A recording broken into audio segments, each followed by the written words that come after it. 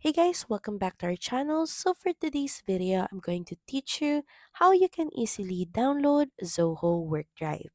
So in your search bar, head over and type in zoho.com/workdrive, then press enter, and you will then be redirected to this page.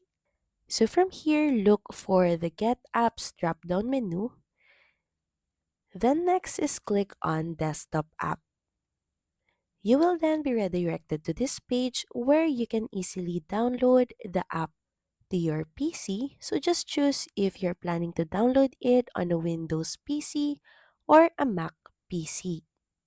Then just click on your computer model. So in my case, I'm going to download it on Windows. Make sure that you tick the box that you agree to the agreements and policies. Then proceed with download. The download has been started. Then just click on the exe file. So just run the file. So once the app is done downloading, the only thing left to do is sign in to your account for you to be able to enjoy using Zoho WorkDrive's features. So that's pretty much it. Thank you very much for watching this video, and I'll see you again on the next one. Bye!